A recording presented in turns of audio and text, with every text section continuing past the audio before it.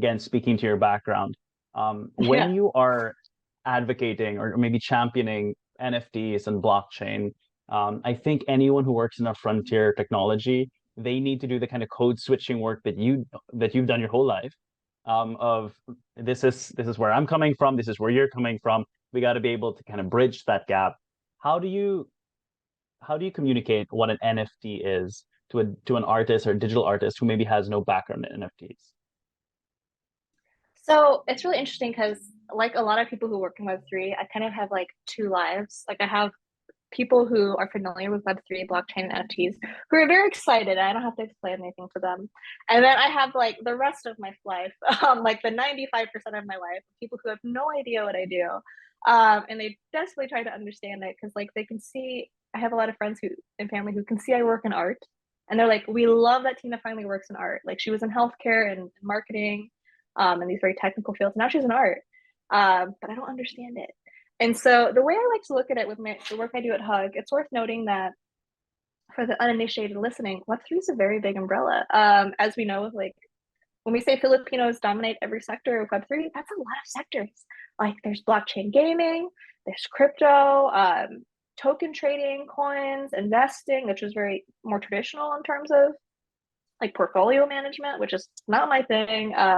Personally, like coins, I'm like, oh gosh, that's not fun at all. It's not pretty.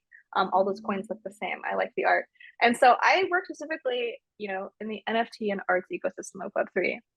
And so when I'm talking to people, I really just like to explain that people have been making art since we've been people, since we've had caves to paint on, since we've had outlets to channel our creativity into.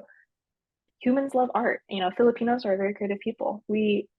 Art very much defines so much of our society. That whole side of myself, the creativity, it's all my Filipino side. No shade to my white side. um, but with that said, I like to explain when it comes to NFTs, it's digital art verified with code. And when you say it like that, it makes a lot more sense. Artists are able to put a watermark on their art.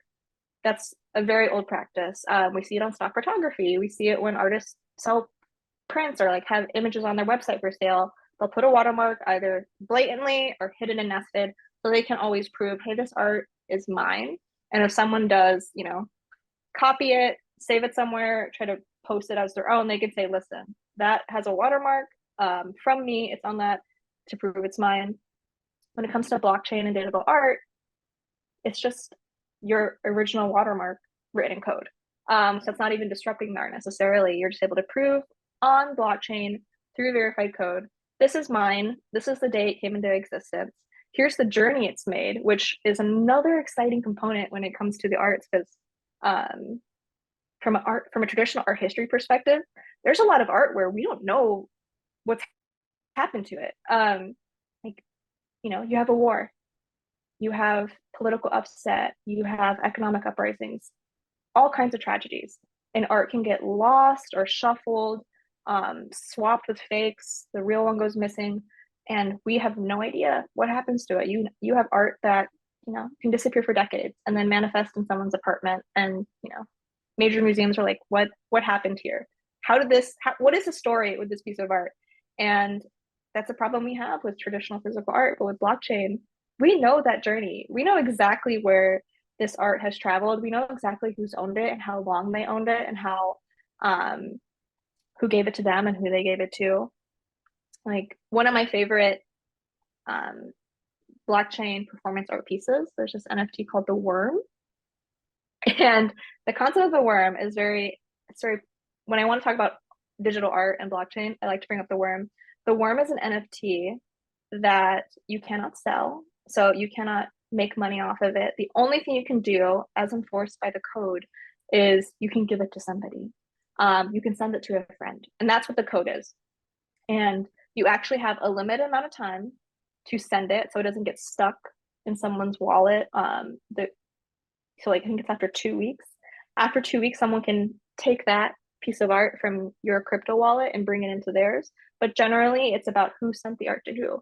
And so with the worm, what's really fascinating is travel through some of the biggest names in Web3, the biggest proponents, from Snowfro from Art Blocks to Snoop Dogg, Cosmo Medici, all these really big names in blockchain. And it's traveled to me. And like me and my friends and the FOMO party artist collective I mentioned earlier, when I got the worm and it was my turn to be a part of the story of this piece of digital art that I can never sell, I could only share it with my friends. And then on the code, you can see everyone it's shared with. My friends and I hosted like a Twitter Spaces event where like the whole thing with the worm is they have like a performance art churchy kind of piece about it where they say all hail the worm, praise be to the worm. It's part of the bit. So we did like a little fake church event on Twitter Spaces. We were like, praise be to the worm. I'm sacrificing this to the worm, and I'm going to send the worm to my friend so and so. And the whole point of that, it wasn't to make money. It wasn't to get an investment. It was just to have this experience and have that experience documented anthropologically in code. And I think that is really exciting when it comes to an artist like selling their own work. Something really exciting we have done with Hug is if an artist connects the wallet that they sell their art through, and then we have users on the platform who connect to Hug, who've bought their art, we actually use blockchain to verify artist and collector mapping. So we're able to say, hey, Tina, I noticed you've collected art from this artist. So you're instantly going to follow them on Hug so you can see everything they're up to.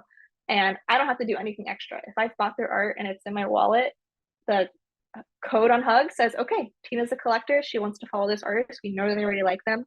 And that's built in. And that's something you can't really do in Web2. You kind of have to curate. You have to find out, okay, Tina likes this art. So let's find all these artists. Let's all figure it out. But with code, we're able to just support those relationships that already exist. And something we like to talk about too, I work in marketing at Hug. So a lot of the lessons I partake on an artist is I teach them about marketing. I teach them how they know more than they probably think they do. I just had a workshop last week to over 200 artists about how they can leverage social media and organic marketing to sell their work.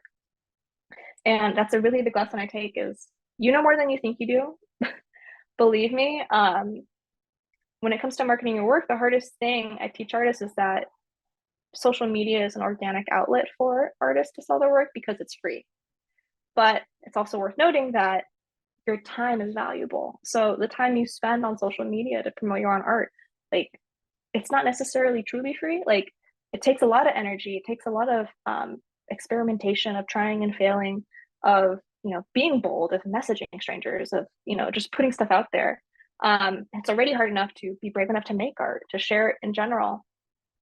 And it's just a lot of time and energy. So while we do teach that at Hug, while I do give them tools and advice on how do I build a marketing strategy as an independent artist? What messages do I want to communicate to my collectors? How can I find people who would resonate with the art I make and the different messages I'm trying to communicate? While we do try to empower artists with those lessons, we also want to provide solutions to the artists who do not have the time to invest for, independent social media marketing.